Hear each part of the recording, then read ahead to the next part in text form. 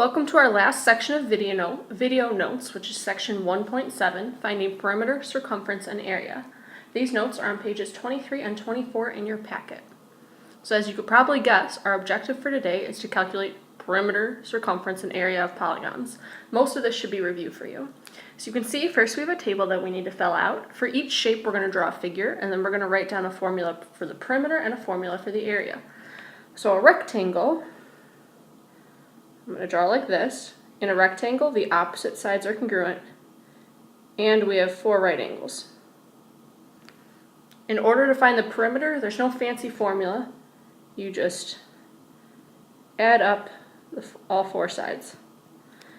And in this case, 2 of the sides are going to be the same. The opposite sides will be the same. The area is base multiplied by height. And again, that one I'm guessing would already know. Square is just a special type of rectangle. A square has all 4 sides congruent. And then 4 right angles. So again, we're going to add up the 4 sides. In this case though, each side is the same. So all the sides are s, so the perimeter is just 4s, 4 multiplied by one of the sides. Area is still base times height since it is a rectangle, but the base and the height are the same, so it becomes s multiplied by s, which is just s squared. Okay, next we have a triangle. Triangle for the perimeter, we add up the 3 sides, shocker, and the 3 sides could be the same or they could all be different. This time the area formula is different. It's 1/2 base multiplied by height. Okay, last one is a circle. Circle, we always give the center, and we give this length right here, which hopefully you remember is called the radius. Okay, for perimeter, we don't ever say the perimeter of a circle, we say the circumference. And the formula is 2 pi multiplied by r. You should remember that pi is just a constant. It's just a number. 3.14 is generally what we use. And then the area of a circle is pi r squared. Remember that r stands for radius. It's just the distance from the center to the outside of the circle. Okay, now that we have all of our formulas written down, we have 4 examples to do. So I'm going to move this page a little bit. Okay, first one is example 1. This one I'm going to have to zoom in on a little bit.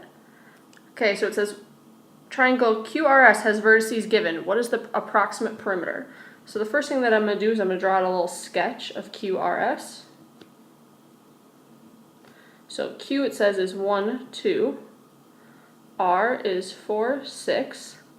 And S is 5, 2.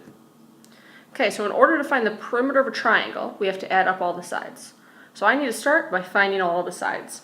Now in order to find the length of a side, I'm going to have to use the distance formula. So yes, that means you're going to have to use the distance formula 3 times. I'm going to start by finding QR. Remember that the distance formula always has the square root.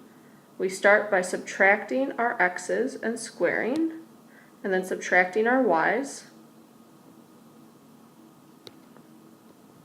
So this becomes the square root. 1 minus 4 is negative 3 squared. 2 minus 6 is negative 4 squared. So this becomes the square root of negative 3 squared is 9. Negative 4 squared is 16. Square root of 25, which is just plain old 5. So QR is 5. Now up here, I'm going to start with RS. So again, subtract my x's, so 4 subtract 5. Subtract my y's, 6 subtract 2 squared. 4 subtract 5 is negative 1. 6 subtract 2 is 4. So negative 1 squared is just 1. 4 squared is 16, so it becomes root 17. Now the question asks us for approximate perimeter. That means you can use decimals. So if we substitute the square root of 17 in our calculator, we get 4.12. So this side here is 4.12. Last one I have to find is is QS. So my x's are 1 and 5. My y's are 2 and 2. Okay, so 1 minus 5 is negative 4. 2 minus 2 is 0. So negative 4 squared is 16, so I end up with the square root of 16, which is just 4. So my last side is 4. Now my final perimeter,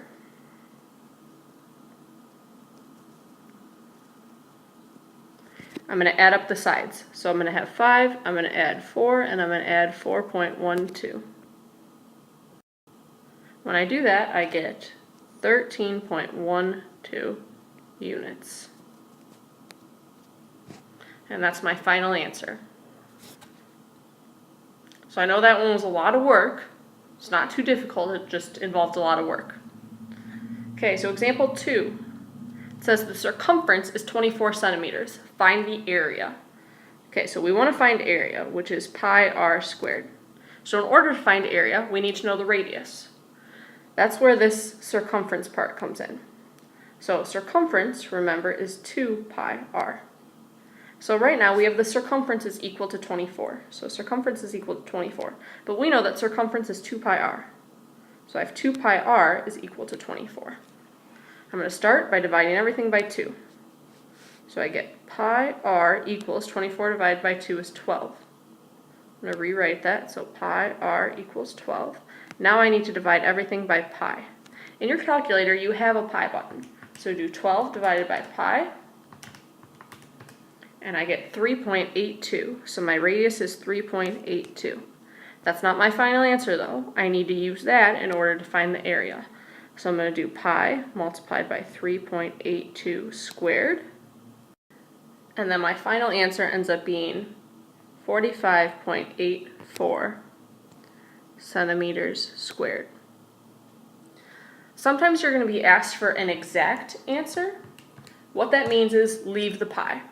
So that 3.82 squared is 14.6 and then pi centimeters squared.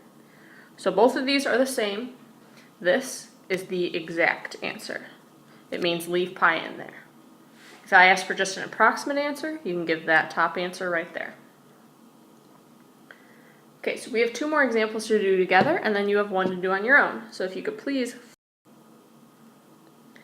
Okay, so here we have example 3.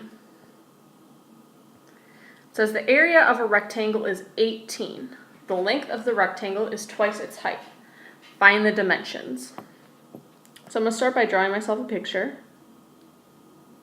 So remember, rectangle opposite sides are congruent, and we have 4 right angles. It says the area is 18 inches squared. It says the length is twice the width.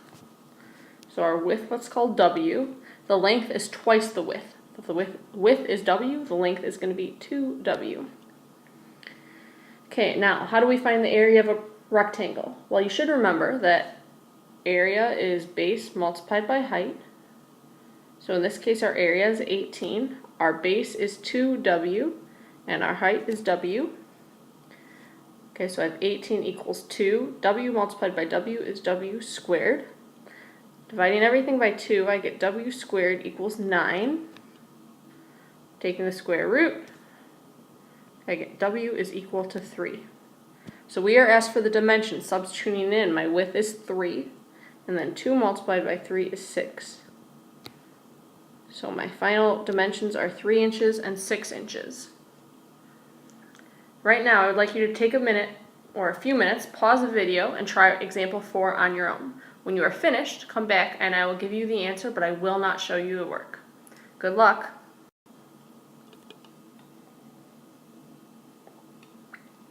You should have had a few chances to try this one on your own. You should have gotten one side length to be 17.5 inches. You should have gotten your final area to be 306.25 inches squared. When I check your notes tomorrow, you should have those 2 answers and the correct work. You need to have both in order to get credit. Okay, so moving down. Did we accomplish the objective? Our objective was to calculate perimeter, circumference, and area, and we have done all three. We covered rectangles, squares, triangles, and circles. Right now, you need to do this example on the right on your own. So it says you have a 36-inch by 54-inch picture that is framed. So I'm going to do that. So here we have 54 inches. Here we have 36 inches. That's our picture. That is framed with a 4-inch wide frame. So this is 4 inches, and then this part is 4 inches. Find the area of the picture and of the picture frame. So you're going to have two answers. You're going to have area of the picture, and then you're going to have area of the frame. So in addition to checking example 4 when you come to class tomorrow, I will also be checking this example. Please make sure you have two answers, one for the area of the picture and one for the area of the frame. Good luck!